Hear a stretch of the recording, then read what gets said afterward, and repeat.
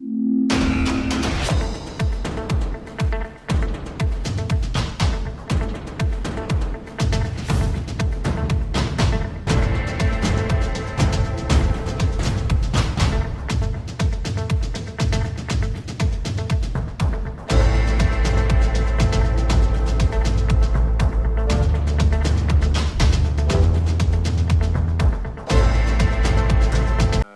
nous on regarde ce qui se passe devant, derrière il y a des stats, il y a eu des choses.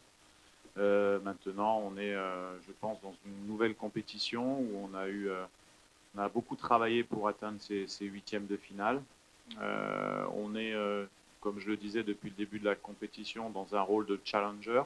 On le sera aussi demain contre l'Égypte, contre une belle équipe d'Égypte qui reste en 3 ans sur deux finales. C'est l'équipe qui est la plus titrée dans la compétition. On connaît la capacité de l'Égypte. C'est un top 5 du top africain. Nous, c'est l'objectif qu'on a, c'est d'arriver à terme dans ce projet-là, d'être dans le top 5. Donc il nous reste beaucoup de travail et c'est une superbe opportunité pour nous, encore une fois, de s'évaluer avec nos forces contre cette équipe. Donc nous, on est calme. On est confiant parce qu'on a montré des choses intéressantes qu'on n'a malheureusement pas validées par une victoire, mais on a été solide défensivement et on sait ce qu'on a à faire demain et on va jouer notre jeu et on sait qu'on sera difficile à jouer également. Sachant que d'un côté, il y a 6 buts encaissés et de l'autre, il n'y en a que 2. Mais oui, ça s'est passé, ça devait se passer pour se qualifier. C'est que dans cet état d'esprit-là qu'on est. Maintenant, nous, on connaît notre marge de progression, on sait ce qu'on a bien fait, on sait ce qu'on doit améliorer, parce que c'est pour ça qu'on est 13e équipe africaine. On doit encore améliorer des choses. Les garçons en sont conscients, ils sont très déterminés à augmenter encore le niveau de performance individuelle et collective. Voilà, donc je pense c'est un match, c'est une autre compétition. Il s'est passé des choses en match de poule. Maintenant, il y a un match qui est décisif, qui donnera un seul vainqueur. Donc, quel que soit ce qu'il arrive demain, il n'y aura pas de match nul. Il y aura un vainqueur, un battu. Une question? Non, c'est bon, j'ai entendu. Ça change que forcément. Mohamed Salah, c'est une légende, un super joueur qui aussi, pour avoir travaillé en Égypte, avoir côtoyé, puis il y a encore des joueurs qui jouent en équipe nationale, donc je suis très très proche de l'Égypte. Je sais ce que représente Mohamed Salah, d'abord un exemple pour le pays. Donc beaucoup de confiance pour leur équipe, c'est sûr. Donc même s'ils ont des atouts, c'est sûr que voilà, Mohamed amène un plus à cette équipe qui n'auront pas, mais ils ont quand même des capacités, comme on l'a vu sur les derniers matchs, pour répondre aussi.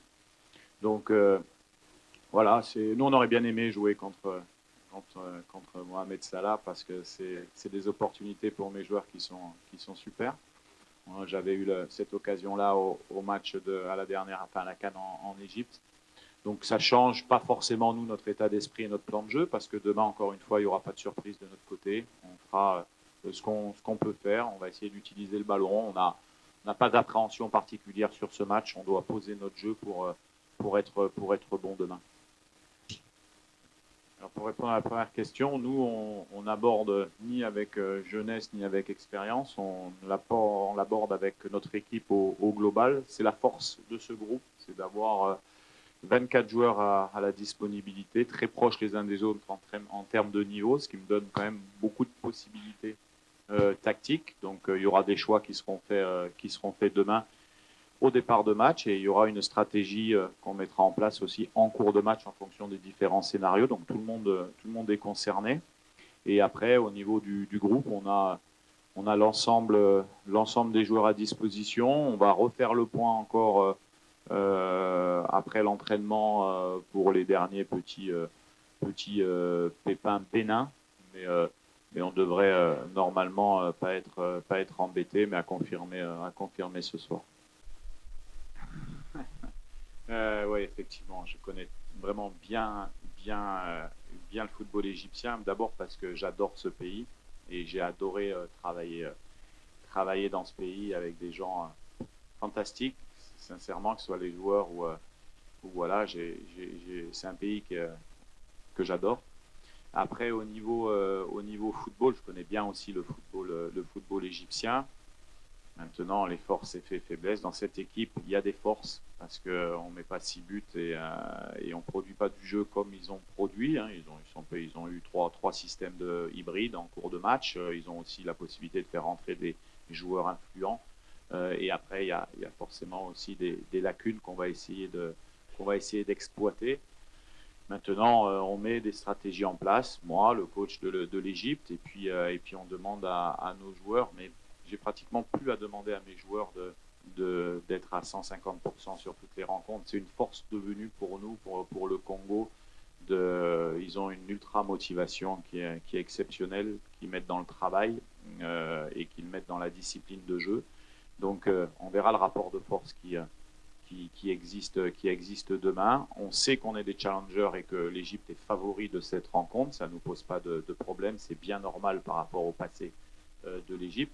Mais on sait que pour nous, c'est possible de passer cette étape également. Je n'ai pas encore la capacité de lire l'avenir, mais en tout cas, on met quelque chose en place pour être performant. Après, il y a un rapport de force qui s'établit, sur lequel on essaye de travailler même en cours du match pour réajuster, pour conforter nos forces.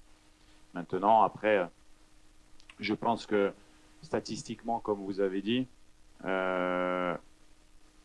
sur les 3 dernières CAN, il y a deux finales de l'Égypte. Il y a une Coupe du Monde entre-temps. Il y a différentes choses sur lesquelles on peut pas comparer à l'heure actuelle les deux équipes. Nous, on est simplement en train de travailler dans le calme, dans l'humilité, pour construire quelque chose. Et on est très content que vous vous en rendez compte, c'est bien, que vous vous en rendez compte que depuis un an et demi, on travaille. Mais on sait aussi que, même si on nous dit que c'est bien, on a encore une marge de progression parce que c'est le Congo. Donc moi, quand vous me dites la Zambie, on n'a pas marqué, je vous dis bien sûr, ok, c'est vrai, et on doit travailler là-dessus. Mais il y a 2 axes. Soit c'est possible parce qu'on a les joueurs pour et qu'on a la qualité pour, ou soit c'est pas possible. Chez nous, on a de la chance, c'est possible. Donc à nous de travailler en toute humilité, se confronter contre l'Égypte, se confronter contre le Maroc, ça fait grandir mon équipe. N'oubliez pas qu'il y a 20 joueurs qui découvrent cette CAN-là, qui enchaînent des matchs de haute compétition, et pour nous, c'est une superbe opportunité. Je pense que la première étape, comme j'avais dit aux garçons, elle a été franchie, se dire, on va montrer à tout le monde que le Congo est de retour. Voilà, on va se qualifier, on va montrer ça. Et puis après, on verra demain. Demain, vous connaissez nos forces, vous connaissez nos faiblesses. Mais ce qui est sûr et certain, c'est qu'on va être difficile à jouer demain parce qu'on va mettre un énorme engagement. Oui, bien sûr, on est concentré, on est focus sur le match. On sait que ça va être un match très difficile parce que c'est une énorme nation d'Afrique qui a énormément de titres. Mais on se prépare de la meilleure des manières en restant lucide, en restant focus, confiant sur nos forces parce qu'on a aussi des arguments à faire valoir dans ce match. Donc voilà, on prépare ça tranquillement. Par rapport à votre question, oui, on est conscient que ça fait un moment qu'on n'a pas gagné contre l'Égypte. Après, comme on dit, on ne se focalise pas sur le passé, on se focalise sur ce qui va se passer et sur ce qu'on fait pour le match qui va arriver. On est conscient de ça, mais on n'y pense pas plus que ça. C'est surtout le match qui va compter et ce qui se passe sur le terrain. Donc, on sait que ça va être difficile, mais on va faire notre maximum. Oui, au milieu